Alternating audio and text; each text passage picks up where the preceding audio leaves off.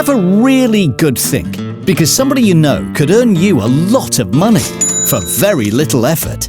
Think, who do you know that wants to buy a property in Spain? A colleague, a mate, someone in your family, a friend of a friend? If you know someone, go to welcome-estates.com and click the Refer a Friend link. If they buy, you'll pocket a nice chunky thank you from one of Spain's leading estate agents. T's and C's apply. All details at welcome-estates.com.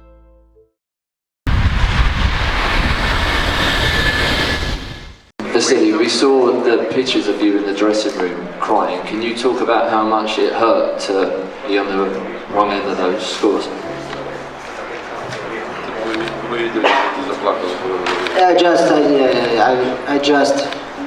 Then I had a speech. I just remember my son today called me 7 times and every time tell me, hey, and then you. And in this moment, then I remember this moment. It was very hard for me. What's wrong about crying? You know, when you're happy, you're smiling, you're laughing, everybody sees it. If you cry a little bit, it's emotions. So I don't think anything wrong here. I cry sometimes too. We'll cry today, later, but in the camera. Hi, and welcome back to the number one podcast in the sport, where we're now starting to understand why Katie Taylor didn't want to be trained by her father in her pro career.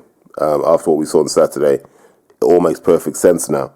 I'm sure there are other reasons which I won't go into, but yeah, wasn't a glowing night for Irish boxing, unfortunately. But we can come on to that later. I think the majority of my DMs and WhatsApp messages has been about Devin Haney versus Vasily Lomachenko. So I thought that's a good place to start. And it's fascinating when you get to this time of year as a British sports fan, because this is the point where it's crunch time. Football-wise, it's crunch time. Will your team go up? Will they win a trophy? This is when we find out. In the rugby context, it's the same. Are you going to win trophies this year? Are you going to go up? What's going to happen? This is when we find everything out. This is when we find out, you know, at that top table, who can do what under the most pressure. And so, as I'm watching Devin Haney versus Vasily Lomachenko, it's bringing me back to what I saw earlier in the day, which was watching Leinster play in the Heineken Champions Cup final against La Rochelle. So for context, Leinster, the provincial team, essentially Dublin's team, sorry to offend anyone, but yeah, essentially Dublin's team, swept all before them. Could rotate a squad of 50 players to pick a 23 who could do what they want when they wanted, essentially. What Leinster have been able to do over the last decade or so has been incredible, absolutely incredible. But trophy cabinets kind of lain bare for a bit, but they've been absolutely incredible. So we talk about how good they are as a team, but it's hard to call them a great team because they haven't quite dominated. They don't have, in the last decade, I should say, they haven't had a 5-year run of dominating Europe, for example. They just haven't even dominated the URC since the South Africans came. But they have a style of play that is, in theory, unplayable on its day. Now, here's the challenge. In playing La Rochelle in the final, you're playing the one team that has the antidote to that style. So La Rochelle, small town in France, 70 to 80,000 people, and just have the most physical team I've ever seen. In terms of just raw size, raw strength, raw power, raw stamina, La Rochelle might be the most dominant club team physically we have ever seen. You wonder what they'd be able to do against the Springboks with that level of physicality. So I've watched both teams long enough, and I knew there'd be parallels with the Haney-Lomachenko fight, because you know Haney's going to start fast, slick, and disciplined. Kind of a bit like Teo did, but tactically different. But in terms of mindset, obviously take advantage of your youth. But what you knew was at some point, Loma was going to be Loma. The only question was, when was he going to start being Loma? How long was he going to start being, how long would he be Loma for? And would that be enough?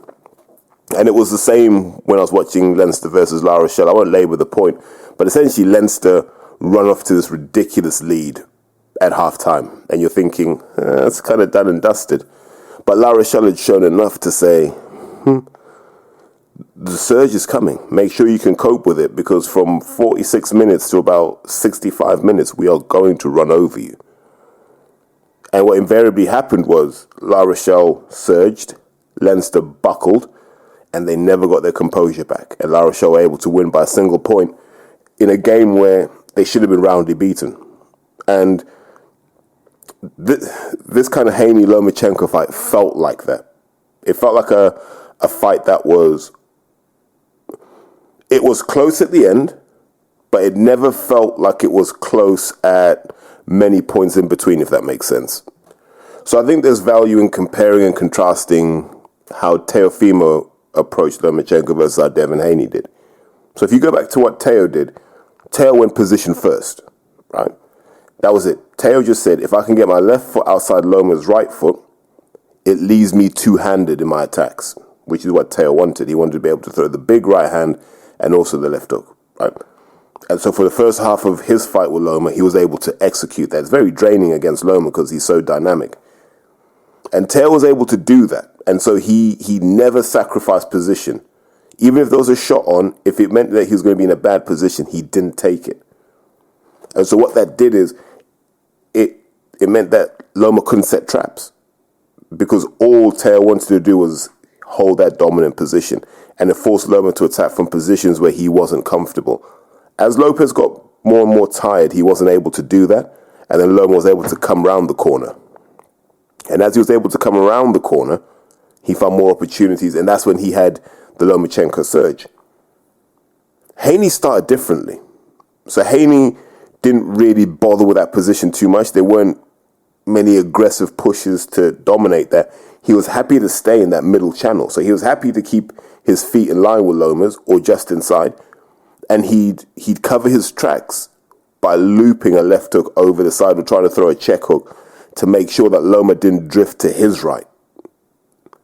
And so I thought that was interesting in the early part of the fight. And another way that Haney did it was he used his jab so frequently that Loma couldn't get around that. Couldn't really roll under it, couldn't go all the way around it. And I thought tactically that was quite good from Haney. You know, his jab's one of the best in the game. It's sharp, it's accurate. His arms are long. And where Teofimo tried to dominate position, in the early part of this fight, Haney tried to dominate distance. Understanding that Lomachenko is shorter than him, has shorter arms than him, with a longer torso. So Loma's not built to go shot for shot with a guy like Devin Haney, for example, just because the dimensions are all wrong. And so Haney was really about controlling that distance. You saw a lot of long straight shots to the body. You saw a lot of long jabs. There was a lot of that. And where possible, he'd try and avoid being on the inside. If he was, he'd hold and spoil. Very simple tactics. Similar to Teo in terms of they picked one area they thought Loma was weak at, and they decided to dominate that. But in terms of how they approached it, two completely different ways. And credit to both families for being able to see these weaknesses and exploit them. So what it does is it makes sense to break the fight down into thirds, because I think if I'm trying to remember how I felt in terms of scoring, if you break it down into thirds, first third, Haney 3-1, second third, 2-2, last third, Loma 3-1, roughly. And you can debate rounds here and there, so I don't necessarily think whichever outcome we'd had was a disaster. I think 116, 112 is a bit of a shocker, but it is what it is, I guess. But that first third was interesting because that was when Haney was at his best. That's when the tactical plan was at its best. And he was able to rack up rounds. And not necessarily by hurting Loma, but in having control of the distance, he kind of had control of these rounds. And Loma he'd come in and out with the exciting flurries, mostly towards the end of the round. Yeah, you're trying to convince the judges you're still in the fight. But Haney did a lot of good things. Like we said, distance control. The ability to just use the jab, keeping things really simple. And when he felt under pressure, he was able to see into the eye of the storm, stay calm, hold when he needed to, spoil, maneuver Loma around, and just let Loma know that 135 isn't 126 or 130. And so you saw that. Couple of criticisms of Devin Haney from my perspective. He looked good when there was a distance between him and Loma. And I think when Loma shut that distance down, Haney would dig his feet in, and then it got messy. That may have been part of the tactical plan, but he also knows he won't be able to do that against more physical opponents, against bigger guys. Like, you can't do that against a Teofimo Lopez because you're going to ship punishment and you're going to ship punches that may put you down. And so, as you're watching the fight develop, the surprising thing was the smaller man in Lomachenko wasn't forcing the pace, which I think he should have done. And Haney countered that by going, well, if you want to force the pace, I'm going to go to the body. We're both going to be tired going down the stretch. But I think if Loma had started faster, this might have been an easier fight to win. And my logic is this. Once Haney built up a lead, it was easier for him to be a front runner. He's used to being a front runner in his fights, so he can adapt and modify. So there are points where he needs to take a rest, mentally and physically, before he kicks on again. And when you build up a lead like he did in the first third, it makes it easier. Let's say Loma had started fast and was 3-1 up after 4 rounds, and it was clear. Haney would have got desperate at that point because he'd had to get a foothold in the fight, and that would have been a completely different proposition. And had Loma done that, started fast, Haney would have been more desperate, and that would have been more opportunity for Loma. We'd have got a more open fight. I think we'd have got a more entertaining fight if Loma had taken that initial lead. But because Devin Haney did, he was able to kind of control how things happened. He had more of a say in the fight than he would have done in any other situation. And so that made it hard for Loma because Haney wasn't under pressure to make the fight. Whereas once we got past round 4 into round 5, 6, it was on Loma to really make the fight, which you think he would have learned from the Teofimo Lopez fight, right? But hey, no one's perfect, I guess. One thing I did enjoy was just how Haney has so many different ways. You can see he's been in different gyms and around different influences. His defense manifests itself so many different ways. He can be 2 hands up. He can shoulder roll. He can slip and slide. He can counter off his defensive moves. He can do all the stuff that the good fighters of the last few years have been able to do. And he's a good blend of all of them. And Loma was struggling with that head movement. The number of times Loma was throwing 3, 4, 5 shot combinations, and Haney was just ducking under them. And gotta say this about Lomachenko, he didn't make the adjustments. It might have been the size, it might have been the physicality, I don't know. But he wasn't able to adjust to that. And had he been able to do so, I think he would have had more joy early on. Now, I always go back to when I met Loma and how small he is. Like, he's a really, really small man. We might touch on this later, but he reminds me a lot of Lee Haskins. Like, you'd see Lee Haskins in the flesh, and Lee Haskins was a guy, quite a short guy, really narrow, long torso, short legs, short arms, and as much as he never showed it in a fight, you'd watch Lee Haskins train or watch Lee Haskins spar, and that guy could move. Like, he had a lot of the traits and tricks that Loma has, and we'll come on to that when we talk about the latter part of the fight. He had a lot of those, but he never chose to show them on fight night. God knows why, because if he had done, we might be raving about him in the same way. Now, when you get into the middle part of the fight, I guess this is the point where it becomes a battle of 2 dads. Bill Haney's got to keep his son on message. 100% wedded to the strategy. And Papa Lomachenko has to get performance out of his son that we haven't seen so far in the fight. So there's a battle between the 2 dads. I thought Bill Haney did really well. I think both dads did really well. But that middle part of the fight is where you see Loma start to take a foothold in the fight. Maybe Haney tired emotionally. Like he was doing so well. Maybe he was like, this is easier than I thought. And what Loma was then able to do was to start finding those little shots that he used to find. Like when you watch him against Nicholas Walters. There's little shots, little sharp uppercuts, left uppercut on the inside into a right hook. Those little shots he was starting to find that Haney was able to deal with before. Suddenly they're getting more traction, they're getting more joy. And he's not as confident as he initially was. And I wasn't sure if the pace was getting to Haney, but Haney wasn't able to maintain the distance like he was before. And it's also down to the fact that now Loma's got a few rounds of experience with Haney. He can now work out, actually, how do I get to him? And he's able to do it. He took a lot more shots than he's used to. And I think 135 has been a massive shock to Loma because, and I guess this is why he was able to start slow throughout his whole career, was at 126 he was quite strong physically, like he was dominating guys. 130 he was still strong and he was still one of the strongest guys in the division. At 135 he's not. You're not going to bully a Teofimo Lopez. He's too big. Devin Haney, too big. There are too many guys who are too big for Vasily Lomachenko to impose physicality on. And I think that was probably the adaptation he needed in moving up to 135. And he should have had that principle of, I need to win the first 4 rounds. Once I do that, they have to chase me. And then it's easy pickings. And I think, in the middle rounds, we started to see that thinking seep into Loma. And so now Loma's like, yeah, I've got to get this young man panicking, got to get him nervous. And you start to see, Loma warming up nicely through the rounds. So those middle rounds, Haney's kind of hanging on to his strategy while Loma's dismantling it, which I found really interesting. And this is kind of what happened with Teofimo. Loma was then able to start dismantling things and go, right, we're going to do this my way. Which then leads us into that kind of end game, the final 4 rounds, which I thought Loma won 3-1. Thought the 10th was unbelievable. But I wondered why he hadn't done something like that earlier in the fight. There were opportunities to do that.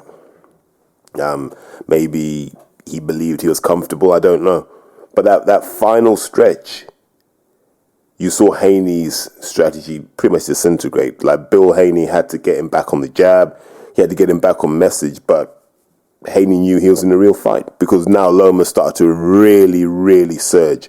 And this is what I mean about class. We're going to talk about whether Loma's involved in the discussion around the Hall of Fame or not. But one of the things I never used to look at, but I'm going to start looking at is, if someone goes into the Hall of Fame, how did they do in those last 4 rounds? Because if you look at Mayweather would normally take him, he'd normally sweep him 4-0, 3-1, normally. Manny could go hard as well. A lot of the greats could go hard. At their best, they could go hard. I remember, Floyd against Canelo, swept him. So we've got to start looking at that because Loma's definitely a guy who looks impressive down the stretch. And once again, he looked impressive down the stretch. He was able to be Loma for those final 4 rounds in a way that made you think maybe he's not old. Maybe it's a size thing and not a work rate thing, a speed thing, or an accuracy thing. Maybe it's just a size thing that he has to get over and go, well, I'm not going to be bigger than these guys. So what if I'm stronger? I just have to impose my style as early as possible. And that's what it felt like. And so towards the end, Loma, he's one of the things he brought in that I was surprised Devin deviated from was doubling up the backhand. So if you go back through the whole fight, the theme of the fight was when Devin was either upright with his head in the middle or he was down below bobbing and weaving, right? That was it. It wasn't, it wasn't 2 hands up when he was stood upright. It was just literally he was there. There was no lateral head movement on Devin Haney. And I think once Loma locked in on that, he was almost akin to Zhilei Zhang versus Joe Joyce. He was, it frustrates me to say this, he wasn't missing with the backhand. And I think at that level, Loma shouldn't be able to throw 2 backhands and connect. That's just my take on it.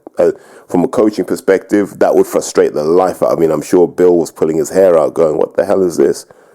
But once Loma was able to do that, it gave him a degree of control because Haney goes back in straight lines.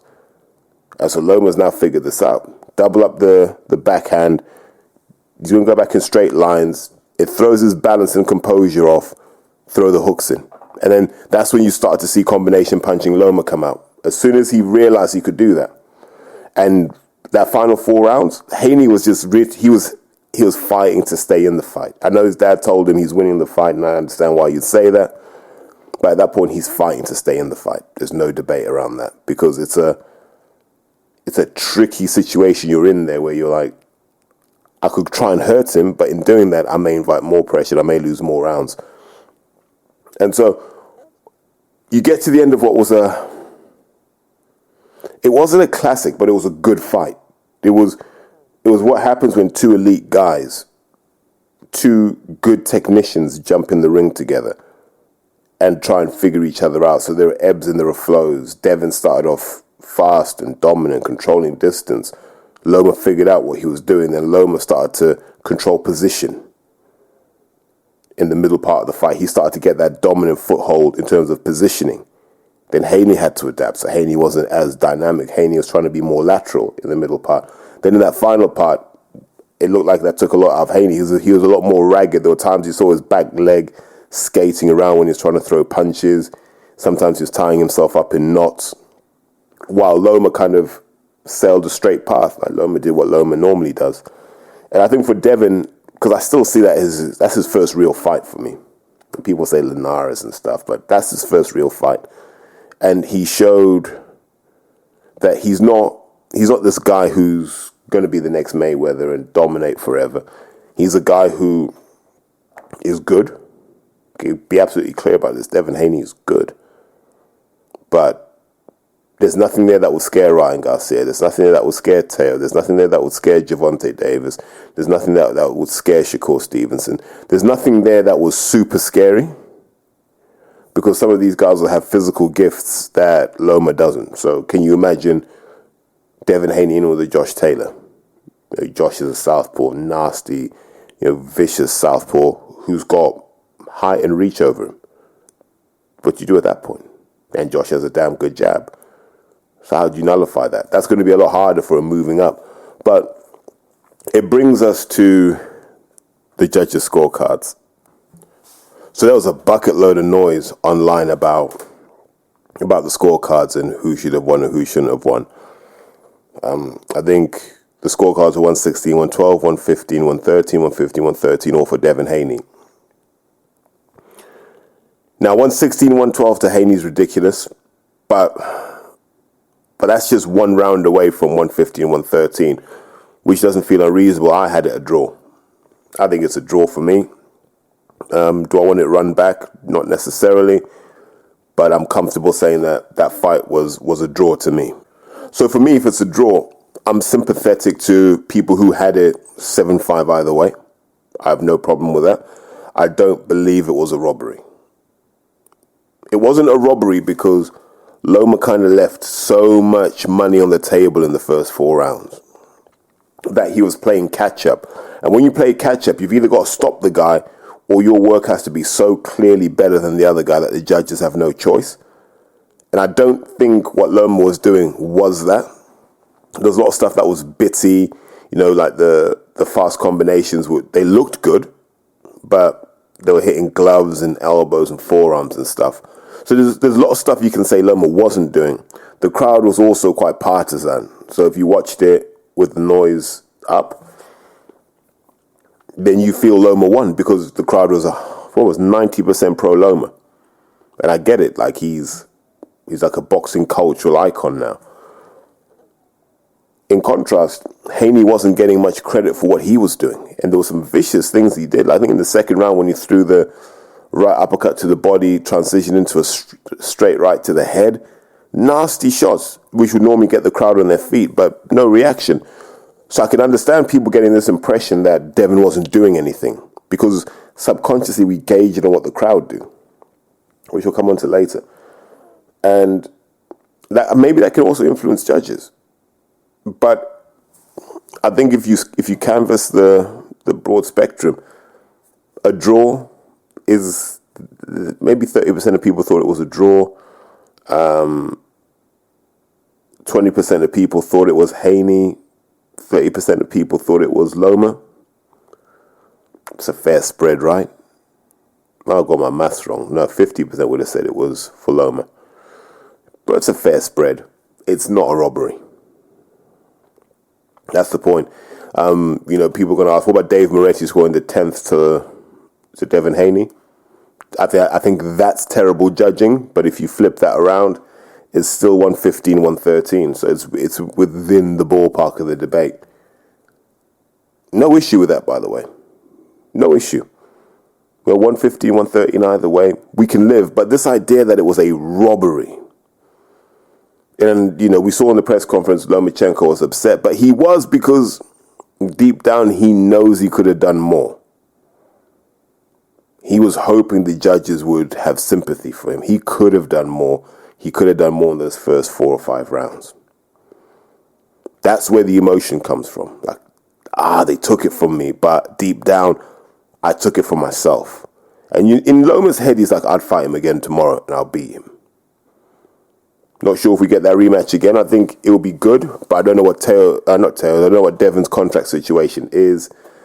Normally in these situations, Bob's got some paperwork in there somewhere. But there was a lot of noise around. It was a robbery, injustice. This is why boxing's a joke. It wasn't that kind of fight. You know, people have their guy. There were Devin Haney guys. There were Vasyl Lomachenko guys. And like I said, there's a lot of that effeminate energy sometimes when results are read out. Listen, 2 men had a fight. It was close. 1 guy won. We can move on. It happens in boxing all the time. You can't be upset because your guy didn't win. Boxing's not corrupt because your guy didn't win. Your guy didn't win because your guy didn't start fast enough. It's another big fight where he hasn't started fast enough. Will he make the adaptation that's needed to start fast against these young guys and test them and go, look, I've been at this level before, you haven't. That's what he should do. You know, if we use the football analogy, big clubs like to score early because they know that they've got the composure and the experience to score another one if they need to. But they know the opposition will feel that pressure now. They'll look at the opposition in front of them, see world-class player after world-class player and go, I can't do this.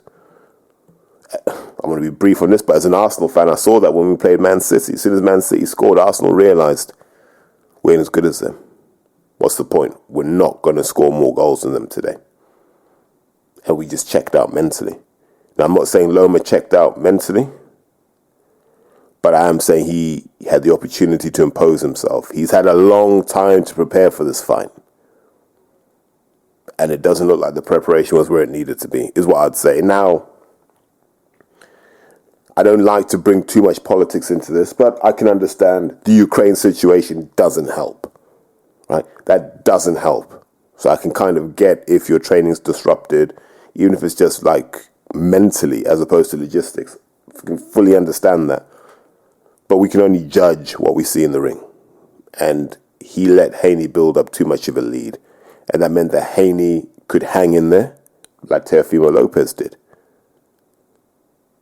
And that's what Lomachenko's got to correct if he wants to get those belts back. What I found interesting was they just brought Shakur Stevenson into the ring after the fight. And credit, man, it looked like Shakur had been on it all day. Like, he had the shorts and the T-shirt on, like, no decorum for the occasion, which I liked. And it sort of got the internet talking. And I don't like saying this. Like, when someone wins, and they go, yeah, but Shakur beat him anyway. If that's going to be Haney's next fight, credit where credit's due for going from one tough fight to another. Like, you're doing the Kambosos twice? You jump into a Loma fight, you're going to jump into Shakur, and then you're going to move up. Wow. That'll be an impressive run for Devin Haney. That's when he'll earn his respect if he goes in with Shakur Stevenson. I'm not of the camp that says Shakur Stevenson plays with Devin Haney. Shakur hasn't been in with a Devin Haney in a professional ring. So we have no idea what will happen at that level. I know we talk about guys like, he fought with Jamel Herring. That's not Devin Haney. That is not Devin Haney. So I'm going to hold fire on who would win between those two. I don't want to, don't want to say anything too early because I think we need to see Shakur in some fights that will test him. And then let's get to that point. But look, as you say, credit to both men. Credit to Loma for even at 35 going, I still want those belts. And credit to Haney going, I'll take on a legend. Now, a massive shout out to Carl Chapman for asking this question. Do I think Loma belongs in the Boxing Hall of Fame? Yes, and not even begrudgingly, but you got to remember how few fights he's had and how much he's actually done. He ticks a lot of Hall of Fame boxes because there's boxing before Loma and there's boxing after Loma, right? He brought things we hadn't really seen at the top level before. Some of those moves that he does, the little kind of skip steps, his ability to sort of shoot and pivot around the southpaw side. We hadn't really seen that at the top level, the way he does it. So he did a lot of things we hadn't seen before, and is able to make them work in wins. Like he wasn't like an Emmanuel Augustus who was unorthodox but didn't get the big ones done. Loma got the big ones done with that style, so he qualifies for that. You got to give his amateur record credit. The Olympic gold medals mean something. This guy has basically been dominant as a boxer almost his whole career. Yeah, and you have to respect that. And it's not like he didn't fight anyone. He's fought some of the best names in a very short space of time. He hasn't had a lot of filler in his career. No, and so I'd put him in. Now, in contrast, Golovkin gets nowhere near the Hall of Fame just because his record doesn't stack up. So everything Loma is, Golovkin isn't, in my opinion. That's why one gets in and one doesn't. And I'm bored of people telling me that both get in, and then they give me vastly contradicting reasons why they get in. But I'd put Loma in because, above all else, what are my criteria? Who you fought, who you beat, is there a before and after when you show up? Mayweather, Pacquiao, easy to show that. Oscar De La Hoya, easy to show that. Ali, easy to show that. Like, there's a definite before and after. And then also the one I talked about earlier. How many times have you just swept the last 4 rounds in a championship fight? So he's in there for that. Credit where credit's due. So that will be my take on Loma in the Hall of Fame. What I want to do now is sort of switch back to the domestic scene, well, UK and Ireland, we should say. And you have to bear with me because after I did the kind of Haney Loma thing, got a call from a recruiter, and that kind of pulled me in a different headspace. So I've had to step away for an hour. So this one's going to sound a little bit different. You might hear some more background noise because I think I've got some laundry on the go, but hopefully that doesn't come through. But I just wanted to zero in on the Katie Taylor versus Chantel Cameron fight. I think we should call it Chantel Cameron versus Katie Taylor because she was the champion. But the point I'd like to make on all of this, I think this is essential to understand. Whatever you think about the standard of women's boxing, and we can say that there's only 5 good women in every weight class, we can say all of that stuff, and you're not wrong. But in Chantel Cameron versus Katie Taylor, you have 2 elite athletes going at it. I don't dispute that. Chantel Cameron's not someone who took up boxing in 2016 and has been fast-tracked. Chantel Cameron is not Ebony Bridges. Chantel Cameron's not a gimmick. She's not Misfits. Chantel Cameron's someone who's been in this sport. She may be from the same era as Natasha Jonas in terms of like how far back they go as amateurs. But she's from that era where, like Nina Hughes, or as she was back then, Nina Smith. They're from that era. Savannah Marshall too. So what you're seeing when Chantel Cameron and Katie Taylor jump in the ring are the 2 elite female athletes out of the UK and Ireland. I put Natasha Jonas in that category. I'd put Savannah Marshall in that category. Elite. So it's a good fight, but that was a hell of a fight. It's a fight that we'd have asked for anyway. So as much as I criticize Matchroom on a regular basis, give them credit for making that fight. They could have swerved it. And they know they could have. They could have swerved it. But they made that fight happen. And those who know both fighters always thought Chantel Cameron would be a fighter too far. Just too big, too strong. And she had the advantage that she's chased Katie Taylor her whole career. And when you chase someone, you're only really focused on them. Yes, there's a McCaskill fight, this, that, but you're only really focused on Katie. Whereas Katie's focused on all the threats. So she can't zero in on Chantal Cameron and build up that longitudinal study of Chantal Cameron. She can't. And that's one of the foundations of this fight. One of the things I do want to say is we need to walk away from this thing of undisputed versus undisputed, because then we're trying to paint women's boxing in a light that I don't like. And you're trying to take the energy from the men's game, because if you're undisputed at lightweight like Devin Haney is, it means something, because there's about 300 other people below you in the list. If you are undisputed at 140 like Josh Taylor was, there are another 300 people below you on that list. So we're not comparing like with like. That's where Eddie Hearn's dishonest. Where he goes, yeah, this is massive, it's too undisputed. That doesn't mean anything. What really meant something on Saturday night was one of the best amateurs and pros women's boxing has ever seen, and probably will ever see, was taking on one of the most talented women's professional boxers Britain has produced. And she had an opportunity to ascend to that top table. And it was a deserved opportunity. And so that's how we need to look at this fight. And we have to respect it, by the way. It was a hell of a fight. We can complain that it wasn't the Aviva. We can complain that it wasn't Croke Park. Having heard the audience, it doesn't feel like it was a standard boxing audience. It felt very much like I remember the all-female card they had at the O2. And the crowd noise was different, obviously, because you had more kids and more women and families and stuff. And that's all right. A lot of them were comped. And now I don't really mind that. But the issue with it is they're not a knowledgeable crowd. So what ends up happening is they cheer at the wrong times, in the wrong way, for the wrong reasons.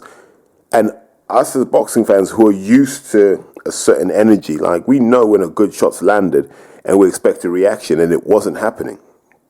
And it definitely wasn't happening in the Katie Taylor-Chantal Cameron fight, because anytime Katie Taylor took a step forward, man, everyone was cheering. It was crazy. Enjoyable, but crazy nonetheless. And it's no less than Katie Taylor deserves. It's about time she had a fight in Ireland. But let's touch on this fight, because I thought it was a really compelling fight for a number of reasons. It mirrored Haney versus Loma in so many ways, that you had the older veteran, the accomplished, the heralded, the first ballot Hall of Fame, and Katie Taylor will walk into the Boxing Hall of Fame backwards if she wants to. You've got Katie Taylor touching the end of her career. What's she now, 37, 38? She's touching the tail end of her career in terms of just time and bouts fought and all that sort of stuff. And then you've got Chantal Cameron. Chantal Cameron, who's believed from the day she turned pro she can beat Katie Taylor. Younger, fresher, fewer miles on the clock, not ravaged by tournament after tournament at international level. Obviously, when she was coming through, weight was an issue and stuff. And I mean just like weight class was an issue, I should say. And so you've got these two. And before the fight starts, in your head you're thinking, Katie Taylor might be too busy for Chantal Cameron. And then if you're looking at it from the other end, Chantal Cameron's punch power and punch precision might knock Katie out of her rhythm. That's where my head was at. My mate Chris asked me what I thought on the fight, and I said to Chris, expect an upset. As soon as this fight was made, I was confident Chantal Cameron would win for the reasons I said earlier. Chantal Cameron has had 7 years nearly to study Katie Taylor and work out what she can and can't do. She's seen her struggle. She's seen her thrive. So she knows the many flavors of Katie Taylor. So let's, even before the first bell, if you're Camp Katie Taylor, you should be training to win the first 4 rounds, because this is your level. Chantal Cameron's never been at this level. That's what you should be doing. Win the first 4, chill for a bit, let her get confident and start gambling again, and then grind her down again, and then just finish strong. That's what you'd want, but then there are some constraints to that. Katie Taylor, as we found out on Saturday, isn't that big. Do you see what I mean? like Loma, she looks okay at the weight, but there are bigger people at the weight. If you bring her down to lightweight, I think she's more viable. But even then, you got people like Michaela Mayer and Alicia Baumgardner who will bring more size than Katie Taylor does. And so you're looking at it from that perspective going, I want you to do that, but it's going to be hard because you're dealing with someone bigger. But you don't have the option of sitting off someone bigger because they're going to walk you down. And then from a Chantel Cameron perspective, you just hope you can establish dominance with your jab because then you can just walk forward. And, you know, if you've listened to me often enough, you'll know. It's infinitely easier to box going forwards than it is going backwards. Not many people are good going backwards. That is why your default position when you're coaching people should always be attack. Hit and don't get hit. I promise you, you push someone back, they are not going to hit you unless they're special, unless they got that balance and timing, which not many people have.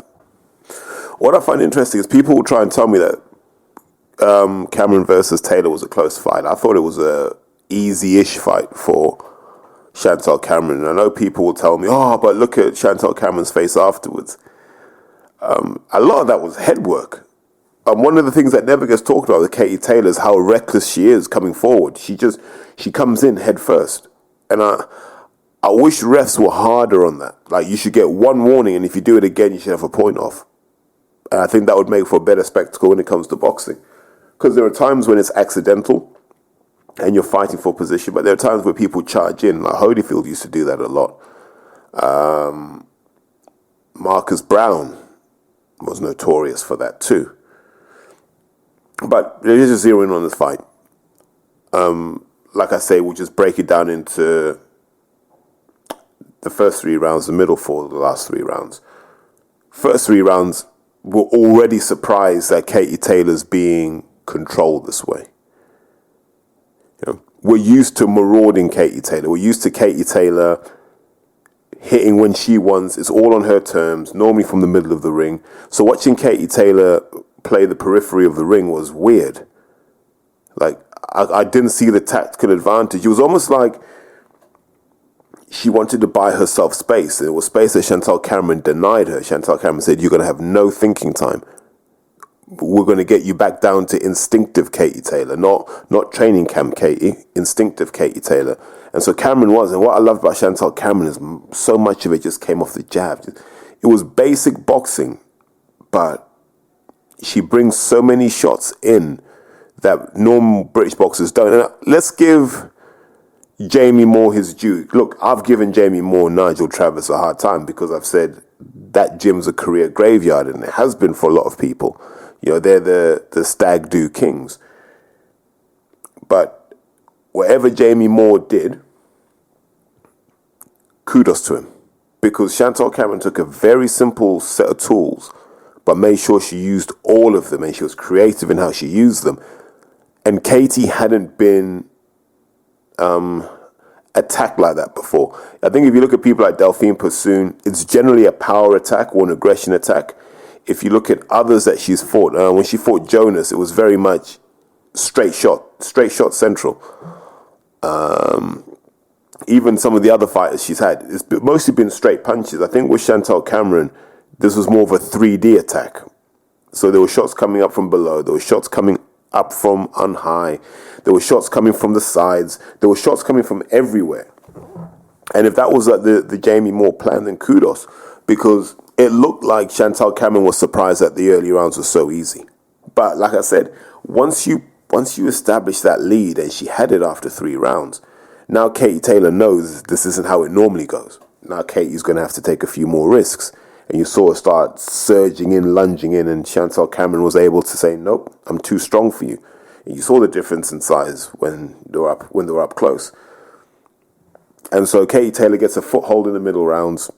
Chantel Cameron's like, I can lose a couple of these, it's fine. And then Chantel Cameron starts to turn the screw, and size matters. And a lot of the body work that was happening in that fight started to take its toll. I think she said something like she'd heard rumors that Katie Taylor was vulnerable to the body. I'm surprised that so many boxers seem to be vulnerable to the body, because Now, I said it after the pandemic. So if you go back 3 years, that was one of my predictions. I said you're going to see a lot more people stopped from body shots post-pandemic because they haven't had a chance to train them. Headshots you can either take or you can't. You can condition yourself to the pain and the discomfort, but you can either take headshots or you can't. There was no amount of training Amir Khan was ever going to do to take headshots. Body shots are different, and body shots are different because it's a system. So you get hit to the body, your body's got to find a way to dissipate that energy so the organs don't get affected, right? And so it's really about contracting and relaxing muscles in the right order as quickly as you can so the energy goes up and it goes down as far as possible. And that's why they say having strong legs is advantageous, because they can absorb a lot more of that energy. Now, that takes training. That's why you'll see guys who don't look like they've got abs, but they can take body shots all day, because it's a system thing. Just like you'll see guys with a six-pack who get dropped with a body shot because they haven't trained the muscular systems to cope. But we've had 3 years post-pandemic. Katie Taylor should be able to take those shots. If she's not able to take them now, it could be wear and tear. It could just be a legacy of a long career spent fighting in both codes.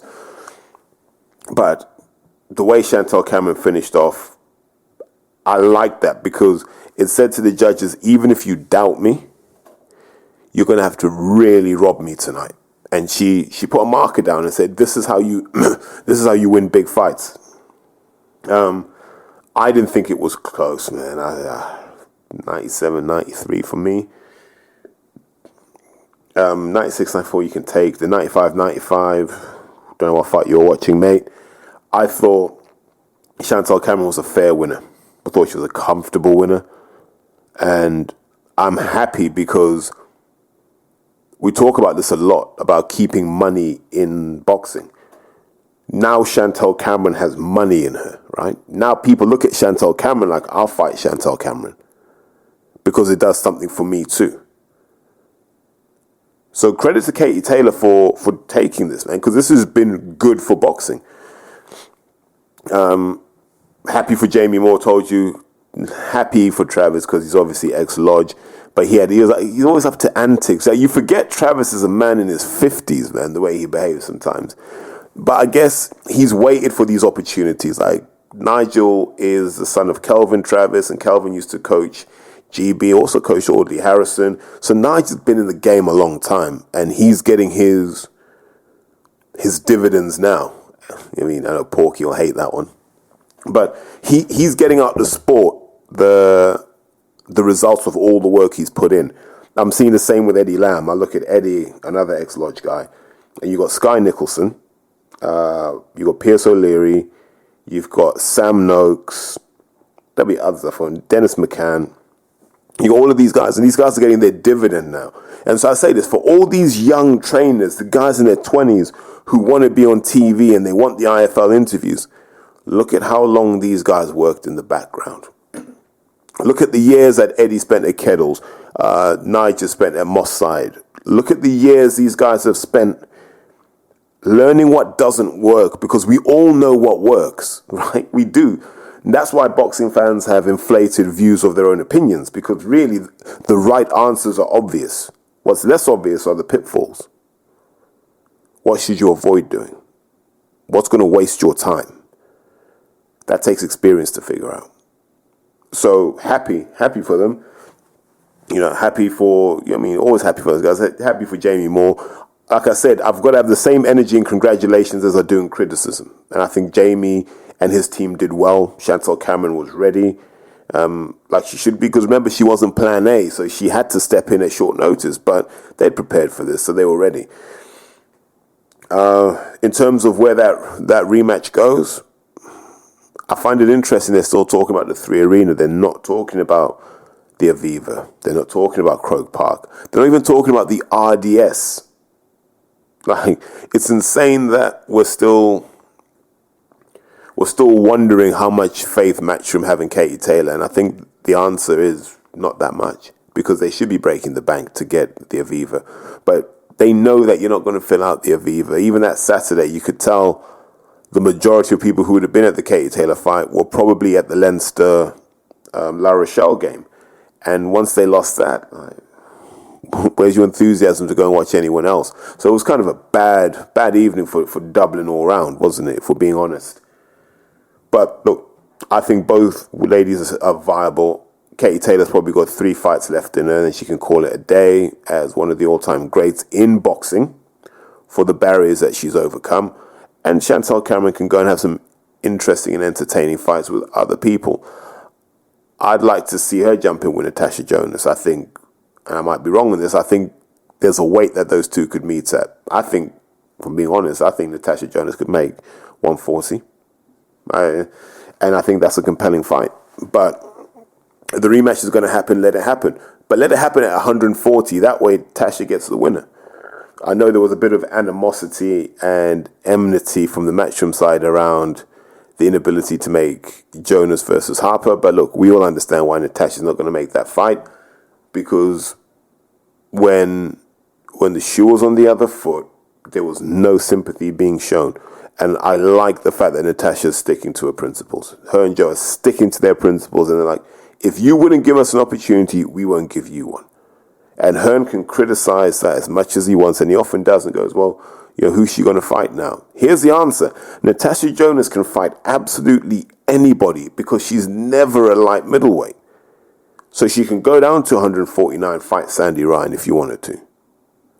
She can go down to 140 and she can fight McCaskill.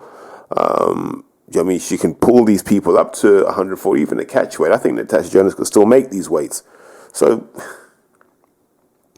always have options. And as long as you're on Sky, you've got options because people know that's the platform on which to showcase women's boxing. But one thing I did want to touch on was how classy both women were after the fight. I thought Katie Taylor was class. I thought Chantal Cameron was class. I thought everyone conducted themselves really well. That was a great night for Irish boxing because we all understand that there were a lot of eyes on it, some for good reasons, some for bad reasons. And we know that there was a heavy undercover police presence there to make sure that issues weren't resolved with violence, essentially. So we understand that Irish boxing is a highly charged topic for obvious reasons, and it's why it's so hard to get these Irish fights made. And I imagine that's why you won't see the Aviva or Croke Park offered up. I don't think the police would want to deal with that sort of problem. That would be my summary of why it will only ever be the 3 Arena for Katie Taylor. That's a real shame. But hey, in life sometimes we reap what we sow. What else do we need to touch on about that fight? I'll come on to Gary Cully in a second. But the Kell Brook Conor Benn thing.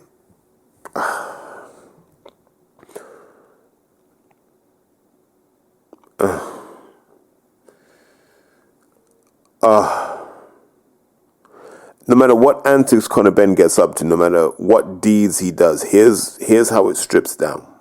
Until Conor Benn is willing to sit in front of UKAD, the board, the National Anti-Doping Panel, whoever he needs to sit in front of, yeah?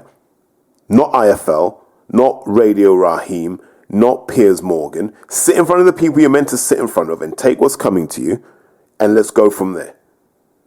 Bothering Kell Brook does nothing. You don't even have a license. You have no prospect of a license in the UK. And I thought Kell Brook was smart in his response where he said, the fight has to happen here.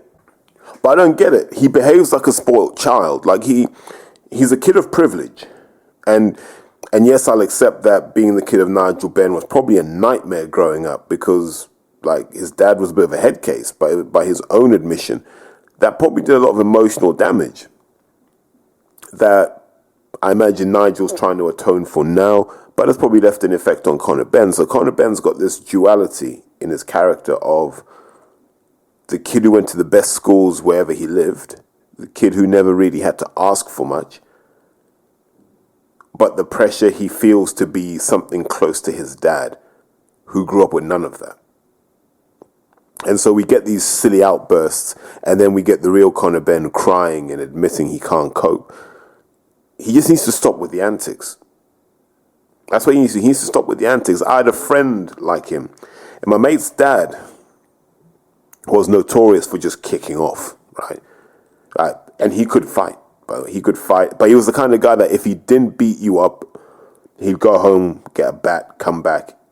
If that didn't work, he'd go home, he'd grab a shotgun, he'd come back. Not really a bully, but a bit of a nutcase, right? And so his son tried to be that, but his son wasn't that. He didn't have it in him. And so his son used to get battered. And when he got battered, he'd call his dad. His dad was like, why are you calling me? Deal with it yourself. But he couldn't. And that scarred him for life. Like he's scared of violence now because of what happened when he was coming up. And Conor Benn's going to end up like that, where he's going to be fearful of where he'll be fearful of adversarial situations. Because he could have just left Kell Brook alone and said, Kell, when are we fighting? But all this, you need to stay retired because you'll get hurt bad. That's just fake tough guy talk. Yeah. Because when you're confronted with him, you just a shove. You didn't even swing on him. And for all the things people say about Kell Brook, stabbed a couple of times, and this and the third, Kell's been there, done it. He get busy if he has to. But also, I don't know if I want to see Kell Brook box again, because you're looking at him now, and the hairline's going, hair's thinning. I mean, the shape-up's not what it used to be. He's not punchy, but he's talking like someone who is halfway out the sport already. So what's he sticking around for? Hopefully not to fight Conor Benn. Let him jump in with someone like the winner of Eubank versus Smith. See if Cal could make 168 and fight Canelo. Like, I'm more interested in that sort of fight. Oh, wow, let's talk about Gary Cully. He's one of those, I call them matchroom victims, right? You know when the matchroom hype machine just goes into overdrive and they tell us that someone's something they're not. And that's what they're trying to do with Gary Cully and tell us that this guy's going to be a monster at 140 all the way up to 154. His record would indicate otherwise. Like you're going to points with guys like Kane Baker, and that's no shots to Kane Baker, by the way. It's just saying, that guy's, if you were serious about what you're saying, you would have stopped a guy like Kane Baker. So Gary Cully basically makes his name off stopping Miguel Vasquez, right? And then after that, they just set him up to stop people. But you looked at Gary Cully and you said, he's got a bit of Robert Easter Jr. about him without having that toughness, where he's too tall for the weight. And you look at it and you go, you're too tall. Your hips are so far from the ground that when these little guys hit you, man, it's going to be a wrap. And I think we've been waiting for that to happen. And being tall, you can get away with in the amateurs. So being super tall at the weight, you can get away with. There's a kid, Conor Marsden, got away with it for years, right? Because it's only 3 rounds. Physicality isn't an advantage at that point. So Conor Marsden had a great amateur career as a 6'2", 6'1", lightweight. He had a great career doing that. Man, you can't knock his amateur career. He did well. But when he hit the pros, that became his biggest issue.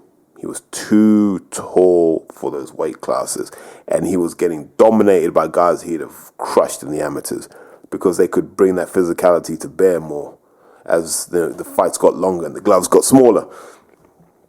And there have been many other instances. Fundora, when they were hyping him to the hills and back, but he was also too tall at the weight, and this happens. There's a degree of solidity you need in boxing. You need to be solidly set in certain weight classes, especially if you want to take a shot. Those shots that he was getting hit with by Jose Felix, I'm not going to say he's a super puncher. Like, he's not a frightening puncher. That's not a guy like a Teo or even Tank. I mean, those aren't frightening shots he was taking. They were good shots, but his reaction to them was worrying because you're like, wow, you're really getting slapped about this place when you shouldn't be. And you can talk about all the technical flaws Gary Cully has. He jabs with his chin in the air. His defense isn't really where it needs to be. His footwork's not where it needs to be. He's never in the right shape to do anything. because he's relied on power to get him out of trouble. And against Felix, he couldn't do that. And Felix was like, I'm here to upset you. I'm refusing to believe Matchroom don't know what these Mexicans are capable of. I refuse to believe that. I believe these Mexicans come for a reason. That's cool. But credit to them because they're seizing the moment. People talk about Gary Cully will be back. I'm like, against who? Against O'Hara Davis? O'Hara will do the same thing to him. Against Jack Cattrall? Cattrall's not stupid enough to get caught up in his games. So against who? Regis Prograis? God, no. Who are you going to rebuild Gary Cully with? Like, you'd have to dig up a Samuel Maison, a K. Prosper, Boy Jones Jr., people of that ilk if you wanted to rebuild him. But I think those guys could beat him too. I genuinely feel like Gary Cully he's probably at the limit of his capabilities now. It's all of these flaws, right? And I keep talking about this, like in the UK and Ireland, the standard of coaching isn't there. Like the desire for perfect fundamentals isn't there. Because what I saw from Gary Cully wasn't great. And that's a lesson. You got to coach everything. Because if you think about a typical 12-round fight, even if you say it welterweight, let's just say there's a combined 1,600 punches thrown. And that punch takes a tenth of a second out, a tenth of a second back. That's a fifth of a second. That's about 320 seconds of that fight.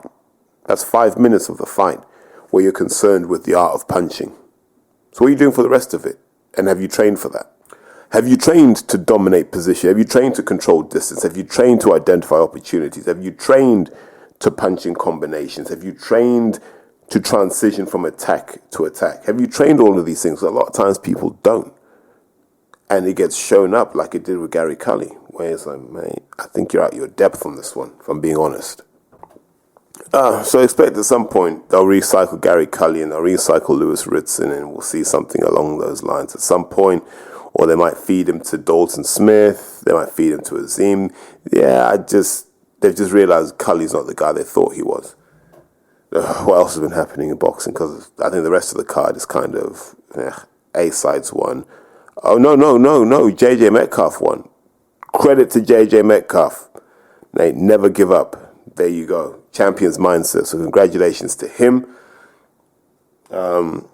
WBC don't want their belt defended against Bivol. Boo. Childish. Suleiman gets everything wrong. Happy to reinstate Conor Benn. Dumb move. Kicks out Bivol from a unification. Dumb move. Don't agree with any of it. The fact that WBC amateur thing's dead. Dumb move. The green belt's letting us down when it used to be the premier belt in boxing. So that's a bit disappointing. What else has happened? Froch saying Josh is not a Hall of Famer. 100,000 million% true. No. Seeing as they've kind of knocked about in the same era, you can't compare the careers of Anthony Joshua and Vasily Lomachenko. You can't compare the careers of Anthony Joshua and Errol Spence. You can't compare the careers of Anthony Joshua and probably even Shakur Stevenson. You can't compare the careers of Anthony Joshua and Devin Haney. You can't compare the careers of Anthony Joshua with Gervonta Tank Davis. You can't compare the careers of Anthony Joshua with Deontay Wilder. You can't compare the career of Anthony Joshua with many of these people. You just can't. He doesn't compare to Canelo. He doesn't compare to anybody because he has resolutely avoided putting himself in harm's way. He resolutely avoided putting himself in positions to get knocked out. And that's why he hasn't fought Fury, and that's why he hasn't fought Wilder. Look, Hearns had to admit there are no offers from Saudi Arabia. How long have they been talking about this super fight now? 6 weeks? Not one offer. No date. No venue. I'm not saying it's not going to happen. What I am saying is that doesn't look like a country that's breaking its back to make this deal happen. So Joshua fights again in August. Who do you put him in with who hasn't got a chance of beating him? You won't put him in with Michael Hunter. So who do you put him in with? Fraser Clark? No. Joe Joyce? Can't now. Who do you put AJ in with? In August, especially if the Wilder fight doesn't happen. I said it before. Hall of Fame criteria. Who you fought, who you beat, is there a before and after? What you did in those last rounds. For me, kind of in that order. So who's Joshua fought? What, Molina, Brazil, Klitschko, old Klitschko, by the way, old Takam, old Povetkin, lame Parker. I'll probably run out of stuff. Fat Ruiz, old and just past it Pulev. We call him Mafia Crime Pulev. And then like real tiny heavyweight Usyk, but good heavyweight, by the way, beat up on Joshua. And then another small heavyweight in Franklin, or short heavyweight, I should say. On Joshua's record, he hasn't got a Prime Dillian, he hasn't even got a Derek, and he hasn't got names domestically that he should have mixed it with. He hasn't got those. Can't be in the Hall of Fame. Now we can talk about his 2012 gold medal and his legacy and getting kids to do this and that.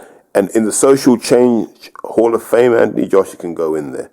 The Meriden Estate Hall of Fame, Anthony Joshua can go in there. Not the Boxing Hall of Fame.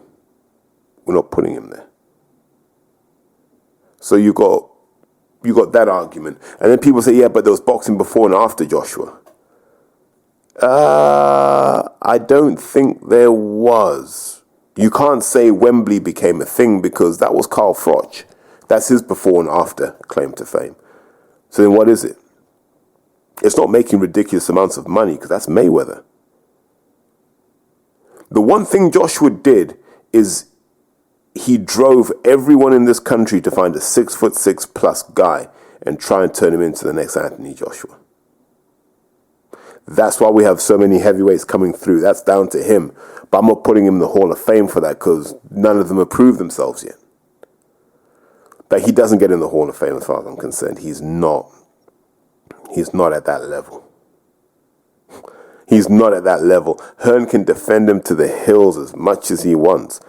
He's not at that level. Where is he now? He's in Dallas now, isn't he? But I guess in Dallas he gets to be who he is, man. God, let me stop talking now because my throat's cooked. Take care, guys. I'll see you guys on the other side.